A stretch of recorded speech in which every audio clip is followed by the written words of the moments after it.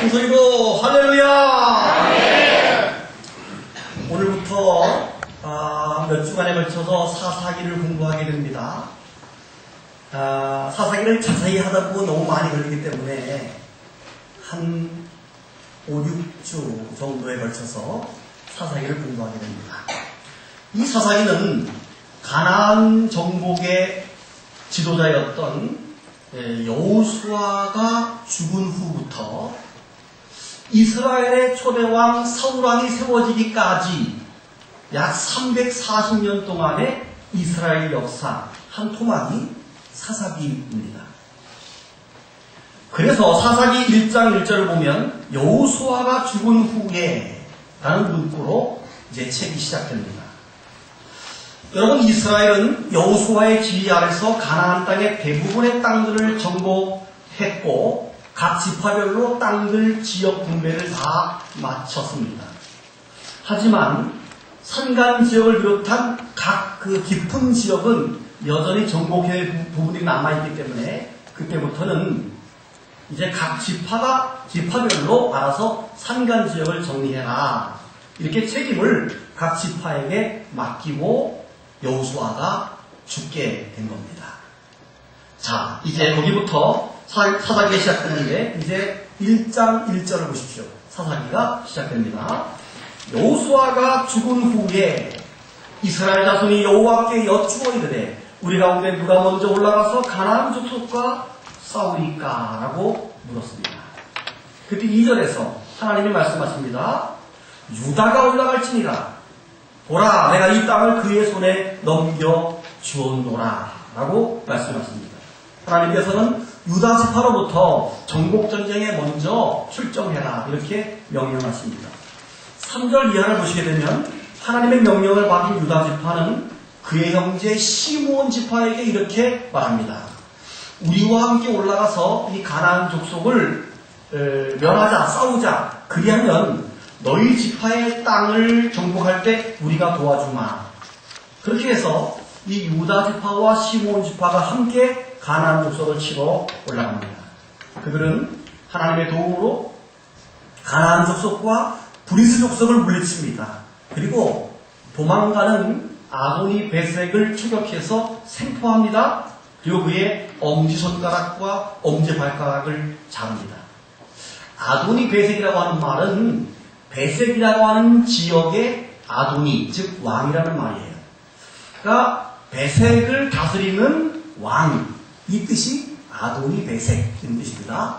그러니까 그 지역의 왕 아도니 베색을 잡았는데 당시 고대 근동 지역에서는 전쟁에서 이기게 되면 적장을 붙잡아서 적장의 엄지손가락을 자릅니다. 왜냐하면 다음부터 다시는 활을 쏘거나 칼을 잡지 못하게 하기 위해서 엄지손가락을 자르는 고대 근동의 전쟁 풍습이 있습니다. 그리고 엄지발가락을 자르는 이유도 엄지발가락이 없으면 걷지를 못하고 뛰지를 못하기 때문에 다시는 전사로서 쓰임받지 못하기 위해서 아예 좀 잔인하지만 엄지손가락과 엄지발가락을 자르는 것입니다. 결국 유다 지파는 예루살렘을 정복해서 그곳 주민들을 모두 죽이고 그 성을 불태워버립니다. 그리고 산간 지역부터 저 멀리 헤브론 지역까지 계속 추격해 나가는 그런 모습이 이 사사기 1장에 진행되고 있습니다. 우리는 오늘 이 사사기 시작되는 이 사사기 서두에서 아주 중요한 교훈을 몇 가지 받을 수 있습니다. 그 중에 첫째는 하나님께 여쭙는 신앙을 가져야 한다 하는 겁니다. 한번 읽어보겠습니다. 시작. 하나님께 여쭙는 신앙을 가져야 합니다. 우리가 1절에서 가장 은혜가 되는 부분이 뭐냐면 여호와께 여쭈었다, 이런 말이에요. 그들은 여호수아가 죽은 후에 정복전쟁을 시작하는 중요한 시점에서 하나님, 우리들 가운데 어느 지파가 먼저 출전할까요? 라고 하나님께 여쭈었습니다. 여쭙다 라고 하는 단어는 원어로 샤알이라고 하는 단어인데요, 이 샤왈이라고 하는 단어는 누구에게 묻다, 누구에게 상의하다 라는 뜻을 가지고 있습니다. 그러나 그 대상이 하나님일 때는 전쟁의 승패는 하나님께 있음을 고백하는 의미가 그 속에 사활이라고 하는 단어 속에 담겨져 있습니다. 여러분, 우리가 세상을 살아가면서 하나님 어떻게 할까요? 하고 하나님과 상의하는 신앙이 좋은 신앙입니다. 아멘. 기도라고 하는 것은 사실 하나님께 뜻을 여쭙는 것입니다. 우리가 성전에 나와가지고 내 요구사항만 막 주세요를 막 외치다가 기도 끝하고 나가는 것은 마치 어린아이가 엄마 뭐 줘요 뭐 달라고만 하고 그냥 자기 입에만 딱 끝내는 거 똑같습니다. 근데 아이가 자라서 성숙하면 엄마 아버지를 배려하고 엄마 아버지의 뜻을 살피는 것처럼 우리가 기도할 때 하나님 어떻게 하면 좋겠습니까? 하나님이 기뻐하시는 뜻을 내가 따르겠습니다 하는 기도가 좋은 기도이고 성숙한 기도임을 믿으시기를 바랍니다. 올해 한 해를 살아가면서 하나님께 많이 엽줍는 우리 교회 성도들이 되기를 바랍니다. 제가 벌써 15년 전에 호서대 대학원을 공부할 때 그 호서대 대학을 설립했던 초대부터 3대 학장을 지냈던 강석규 박사님이 우리 클래스에 들어오셔서 어느 날 특강을 하셨는데 그 특강 중에 그런 말을 합니다. 본인은 학교의 중요한 문제를 상의하다가 어떤 중요한 결정을 해야 될 때 혹은 그 대상이 정부 교육부에서 나온 인사들 이런 분들이 많이 오잖아요. 근데 중요한 결정을 해야 될 때 잠깐만 정회합시다 이렇게 하고 화장실에 가서 변기에 앉아가지고 기도한답니다. 하나님 이거 어떻게 결정할까요? 하나님 어떻게 처리하면 좋겠습니까? 하는 그 짧은 시간에 하나님이 기회를 주셔서 지금까지 학교를 운영해 오면서 전부 그렇게 기도하면서 하나님께 하나하나 여쭈었을 때 하나님이 우리 학교에게 놀라운 복을 주는 것을 경험했습니다. 이런 고백을 했습니다. 저는 15년 전의 얘기지만 그분의 그 특강을 지금도 잊지 못합니다. 여러분, 사업을 해가면서 우리가 결정해야 될 여러 가지 문제들, 직장의 문제, 계획, 결정, 선택, 많은 문제들이 있을 때 여호와께 여쭈어 보시기 바랍니다. 하나님 어떻게 하면 좋겠습니까? 올해는 하나님께 많이 여쭙는 기도하는 성도들이 될 수 있기를 바랍니다. 두 번째 오늘 본문이 주는 교훈은 먼저 행하는 신앙을 가져야 한다 하는 겁니다. 한번 읽겠습니다. 시작. 먼저 행하는 신앙을 가져야 합니다.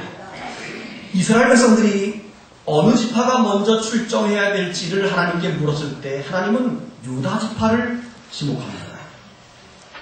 여러분, 우리가 그냥 성경을 읽을 때 하나님이 유다 지파를 지목했구나 이렇게 생각하지 말고 하나님이 왜 12지파 가운데 하필 유다 지파를 선택했을까? 하나님은 왜 유다 지파에게 먼저 가라고 유다 지파를 지목했을까? 분명한 하나님의 뜻이 있고 의도가 그 속에 있지 않겠습니까? 여러분, 원래 유다 지파는 야곱의 12아들 가운데 네 번째 아들입니다. 보통 이스라엘의 정서적으로 말하면 장자부터의 뭐든지. 그런데 하필 네 번째 아들이었던 유다 그리고 그 지파에게 장자 같은 역할을 하게 하고 먼저 행동하게 하고 먼저 축복을 받고 먼저 승리하는 그 이유는 어디에 있을까 하는 겁니다. 성경 말씀 전체를 조합해서 유다 지파를 연구해보게 되면 유다 지파가 하나님께 그렇게 선택받은 이유는 먼저 행하는 믿음을 가지고 있기 때문입니다. 앞장서는 믿음. 유다 지파는 용기가 있었고 모험을 좋아했기 때문에 항상 무엇을 할 때마다 항상 먼저 다른 형제보다 앞장서는 모습이 나오고 있습니다.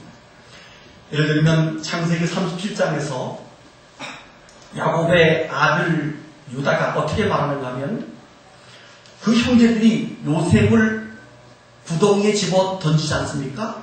그 다른 형제들이 요셉을 죽여버리자 이렇게 말할 때 그 중에서 유다가 뭐라고 말하는가 하면 우리가 동생을 죽이고 그 사실을 숨긴들 우리에게 무슨 유익이 있겠습니까? 자, 그를 이스마엘 사람들에게 팔고 우리 그에게 손대지 말자. 그도 우리와 살과 피를 나눈 형제가 아닙니까? 하고 자기가 먼저 나서서 그를 사실은 구출해서 살려서 보내게 하는 역할을 유다가 하는 겁니다. 먼저 다른 형제보다 먼저 그 일을 항상 했어요. 그뿐만이 아닙니다. 민수기 10장을 보게 되면 이스라엘 백성들이 40년간 광야 생활을 할 때 12지파 가운데 가장 앞장서서 유다지파가 먼저 출발하면 다른 지파가 쫙 따라오는 그런 형식으로 유다지파는 항상 앞장서는 그러한 지파였습니다. 착한 말도 먼저 하고 민족이 이동할 때 행동도 먼저 하는, 그래서 하나님 앞에 인정을 받게 된 것입니다. 여러분, 먼저 한다는 것은 그만큼 위험하고 모험도 해야 됩니다. 만약 전쟁을 한다면 큰 피해를 입을 수도 있고 먼저 앞서 나가다가 큰 손해를 볼 수도 있습니다. 그러나 유다지파는 언제나 하나님 앞에서 먼저 순종하고 먼저 행동하는 용기와 믿음을 가지고 있습니다.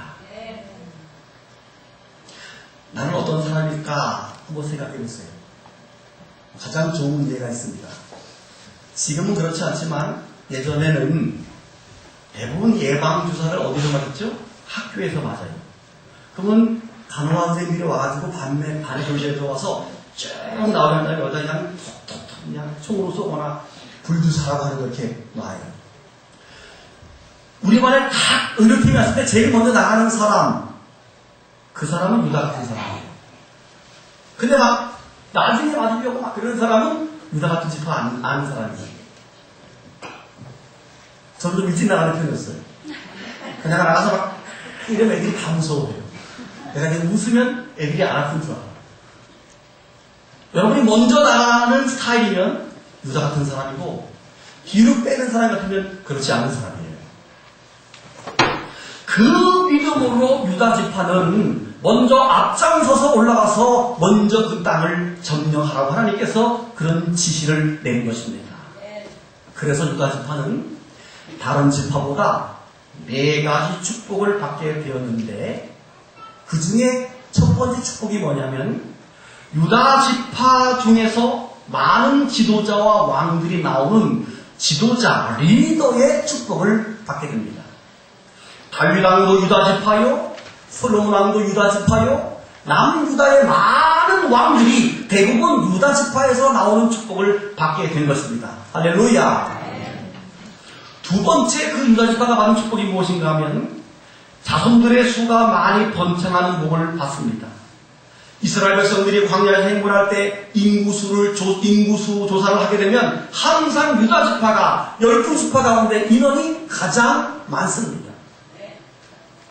전쟁할 수 있는 청년의 숫자가 가장 많다는 것은 노동력도 많고 전쟁이나 목축이나 농사하는데 아주 유리한 조건이고, 옛날에는 사람의 숫자가 곧 힘이요 곧 능력이기 때문에 유다 지파는 그런 다산의 축복, 수가 많이 번창하는 축복을 받게 되었던 것입니다.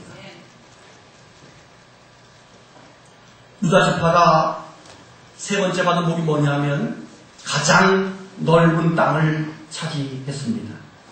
이스라엘의 12지파는 가나안 땅을 정복하기 위해서 점검하고 난 다음에 그 나머지 땅들이 분배할 때 제비를 뽑아서 그 지역을 선택했는데 유다 지파가 뽑은 그 땅이 가장 넓었다는 것입니다.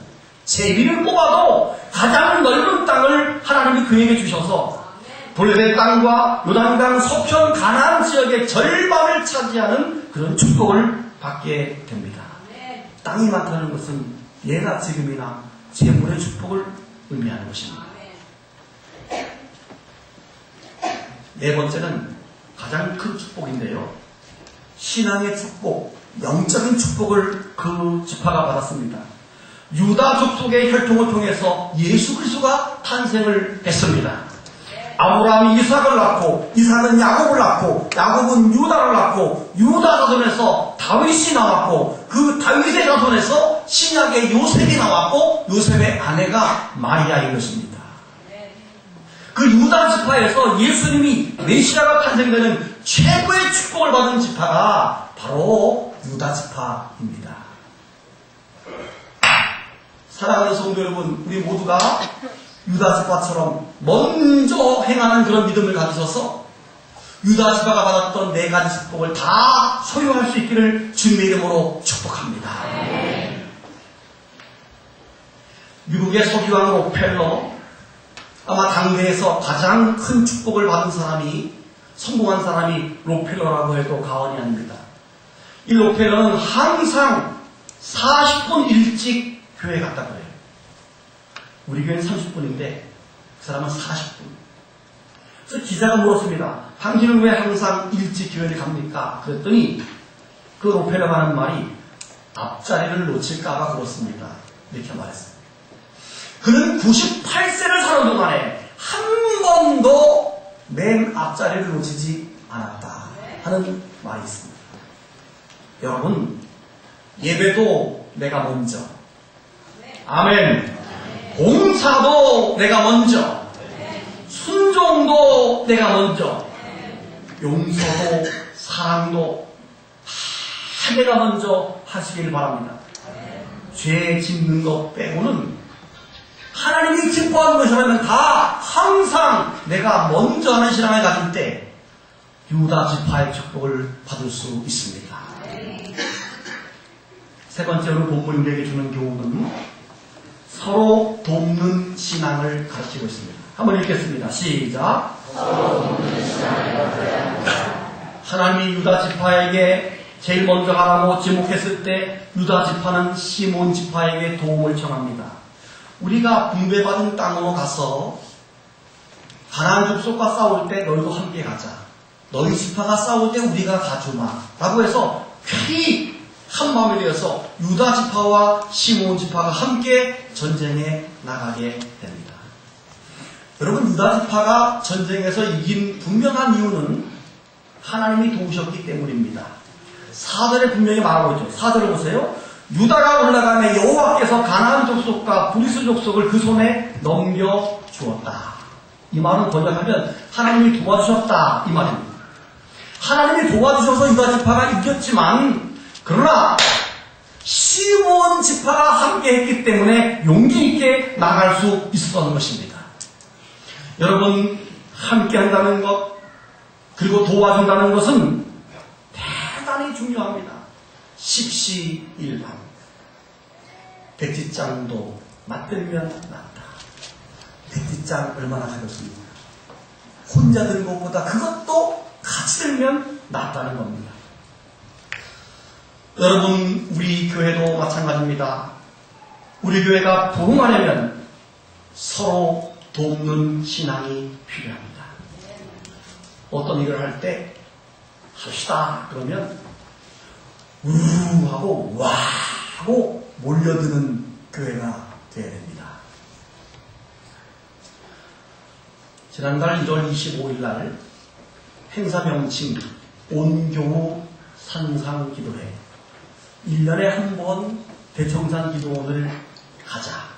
신년 격투에 여러 가지 의미를 가지고 참 좋지 않나 하는 생각을 했습니다.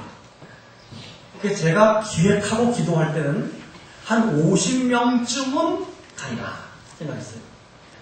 저는 45인승 대형버스인데 탁 빌리고 교회 차로 딱 가면 멋지겠다. 멋지겠죠. 뭐 먼 거리 아니지만 한 30분 가는 거리지만 자, 기도원에 한참 들어가면 멋있겠다.